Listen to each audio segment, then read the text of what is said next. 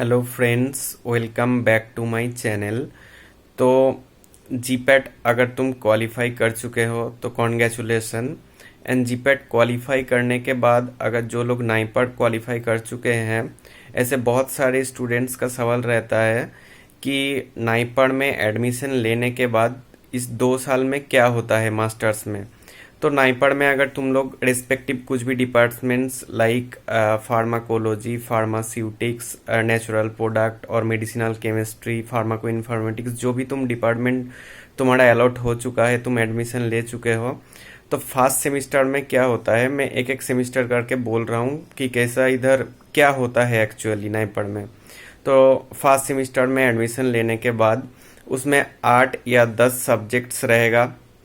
Respective subjects का teacher तुम्हारा class लेंगे और वो सब्जेक्ट वो तुमको पढ़ाते रहेंगे। तो तुमको क्या करना है, वो रिस्पेक्टिव सब्जेक्ट्स को तुमको पढ़ना है। पढ़ने के बाद उसका जो 8 से 10 सब्जेक्ट्स है, तो सेमिस्टर के मिड में, मतलब सपोज 6 मंथ या 5 मंथ के मिड में एक मिड टर्म होता है। तो उसमें जितना भी सिलेबस कवर कर चुके हो, तो उस सिलेबस के ऊपर एक एग्ज़ाम होता है। उसके बाद जो भी बचा हुआ सिलेबस है वो कवर किया जाता है। And at the end of semester, मतलब एकदम आखिरी में, पूरा होल सिलेबस के ऊपर एक फाइनल एग्ज़ाम होता है। तो 2 एग्ज़ाम को एवेलुएट करते हुए लास्ट में एक रिज़ल्ट आता है। फिर तुम लोग अगर पास किया तो सेकेंड सेमिस्टर में जाते हो। अगर किसी का बैकलॉग है तो उस बैकलॉग को क्लियर करना पड़ता है। एंड सेकेंड सेमिस्टर में भी, फर्स्ट सेमिस्टर में तुम्हारा कुछ रेस्पेक्टिव, सपोज तुम नेचुरल प्रोडक्ट या फार्माको इन्फॉर्मेटिक्स या फार्मास्यूटिक्स डिपार्टमेंट से हो, तो कुछ सब्जेक्ट रहेगा जो अलग अलग, जैसे स्यूटिक्स के लिए स्पेसिफिक कुछ रहेगा, एंड कोलोजी के लिए स्पेसिफिक कुछ रहेगा, नेचुरल प्रोडक्ट के लिए स्पेसिफिक कुछ रहेगा। लेकिन उसमें भी कुछ कॉमन सब्जेक्ट रहेगा जो सबके लिए कॉमन है। सपोज इन्फॉर्मेटिक्स के लिए या मेडिसिनल केमिस्ट्री के लिए कुछ ऐसा सब्जेक्ट रहेगा जो कॉमन है, सबके लिए कॉमन है, तो वो एक कॉमन क्लास होगा। ये फर्स्ट सेमिस्टर के लिए। एंड जब तुम फर्स्ट सेमिस्टर क्वालिफाई करके सेकेंड सेमिस्टर में जाते हो, तो सेकेंड सेमिस्टर में क्या होता है मास्टर्स में, सेकेंड सेमिस्टर में रिस्पेक्टिव उस डिपार्टमेंट का कुछ सब्जेक्ट आ जाता है, जिसमें सपोज मेडिसिनल केमिस्ट्री का रेस्पेक्टिव 8 to 10 इसमें भी सब्जेक्ट्स रहता है, और वो बहुत ही स्पेसिफिक हो गया। मतलब फर्स्ट सेमिस्टर में जो कॉमन था, सेकेंड सेमिस्टर में तुम देखोगे कि अब रेस्पेक्टिव हर एक डिपार्टमेंट का अलग सब्जेक्ट्स आ गया, और उसमें कॉमन रहता भी है, कभी कभार नहीं भी रहता है। मतलब कुछ डिपार्टमेंट के साथ कुछ डिपार्टमेंट का कॉमन रहता है, कुछ डिपार्टमेंट के एकदम ही पूरा अलग रहता है। तो वो तुमको फिर भी वो मिड टर्म होगा उसका, सेमिस्टर के मिड में, एंड लास्ट में जाके सेम तुमको फुल सिलेबस के ऊपर एग्जाम देना पड़ेगा। तो सेकेंड सेमिस्टर क्वालिफाई कर गया। फिर तुम जब थर्ड सेमिस्टर में आओगे, अब क्या होता है थर्ड सेमिस्टर में, थर्ड सेमिस्टर में होता है क्या, तुम्हारा प्रोजेक्ट का काम रेस्पेक्टिव डिपार्टमेंट में, तुम्हारा जो गाइड सिलेक्शन हो जाएगा शायद थर्ड सेमिस्टर से पहले ही तुमको पता लग जाएगा कि गाइड सिलेक्ट, तुम्हारा गाइड कौन है।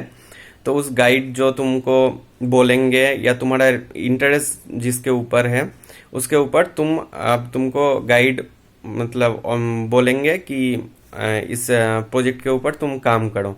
अब तुम जब प्रोजेक्ट के ऊपर काम करना स्टार्ट करोगे, तब तुमको डिफरेंट डिफरेंट, जैसे तुम्हारे रेस्पेक्टिव प्रोजेक्ट के जो भी है वो तुमको धीरे धीरे अब स्टार्ट करना पड़ेगा। तो अब थर्ड सेमिस्टर में मिड टर्म ऐसा कुछ नहीं होता है। लास्ट में जाके तुम्हारा जो जितना तक, मतलब थर्ड सेमिस्टर में जो 6 मंथ तक जो तुमने काम किया, उसका एक सिनॉप्सिस तुम्हें लिख के सबमिट करना पड़े, मतलब लिख के, मतलब वर्ड फाइल में एक बना के सिनॉप्सिस उसको सबमिट करना होता है। एंड एक फाइनल प्रेजेंटेशन देना होता है। प्रेजेंटेशन देने के बाद उसमें भी थर्ड सेमिस्टर तुम क्वालिफाई कर गए, फिर फोर्थ सेमिस्टर में आते हो, तो फिर उस प्रोजेक्ट को ही तुम कैरी फॉरवर्ड करके उसको कंप्लीट करना होता है।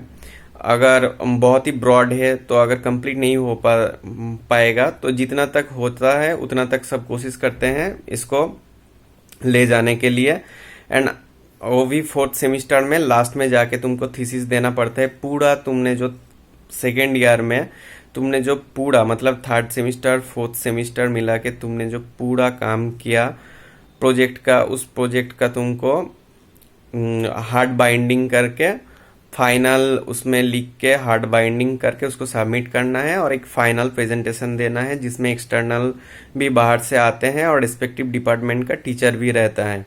तो ऐसे ही 2 इयर्स ऐसे ही मास्टर्स में और नाइपर में ये सब चलता है।